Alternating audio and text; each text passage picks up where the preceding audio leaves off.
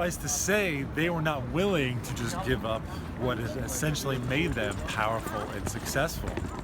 So they forged this document, putting the seal of Barbarossa's grandson on the document by accident. Because at this time, they didn't have access to information such as Wikipedia, where they can just go and type in Charlemagne's seal or Barbarossa's seal. So they took a guess and they used accidentally the seal of his grandson. Now, fortunately for them, the other cities also didn't have Wikipedia. And so when they saw this, they took it as being the rightful and the true charter. And so Hamburg was allowed to continue as a free city. One more thing to note about that symbol for Bremen is you may recognize it if you're a beer drinker, because it's very close to the symbol of Beck's. The only difference is that Beck's has turned the key just a little bit, presumably to avoid any kind of legal ramifications from the city of Bremen, which, as far as I know, has been successful, for they have never been sued for copyright infringement. Now, the Hanseatic League pretty much was in power from about 1400 and lasted until the 1800s, but really its dominance waned in the 1600s as other trade cities and new trade routes kind of shifted the balance of power in the area. Hamburg was one of the last cities to stay in this organization before leaving, though Lübeck was the prominent city, the most powerful and kind of the center and the founder of the Hanse.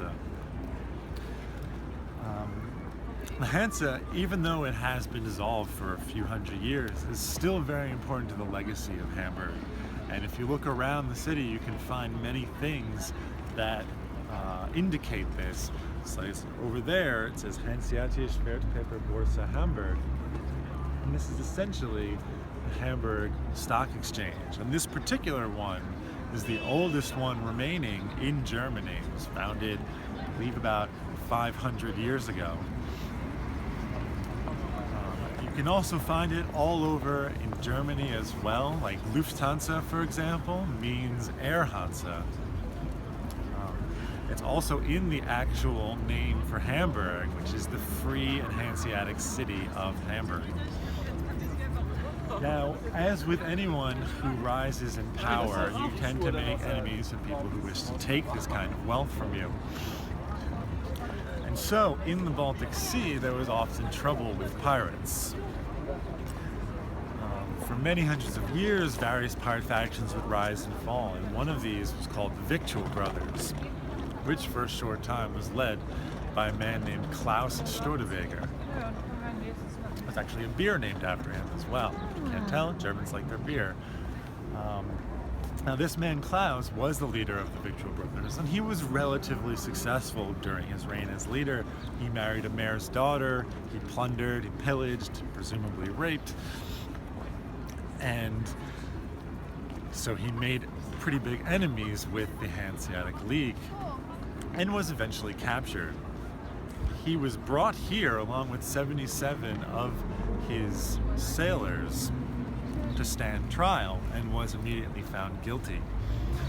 On his election day, they brought him out to this very square that we stand on and set him up to be executed by beheading. Now, as he walks out past the mayor, he turns to the mayor and says, "For every man that my corpse walks past after being beheaded, I would ask that you free those men. Every sailor of mine that my corpse walks past, I would ask that you free those men and spare them from execution."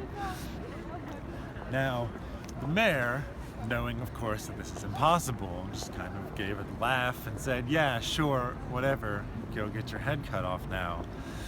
So Klaus kneels down, the headsman comes over, takes off his head, and to everyone's amazement, his body rises and walks past 11 of his sailors before being tripped, unfortunately, by the headsman.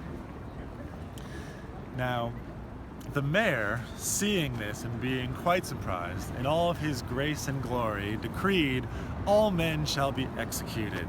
And so all 77 of Klaus's sailors were killed, despite agreeing to the arrangement prior to Klaus's death. Now, of course, this is a legend, but it is one of the most prominent legends of any pirate that lived during this time, which is why he is known to this day.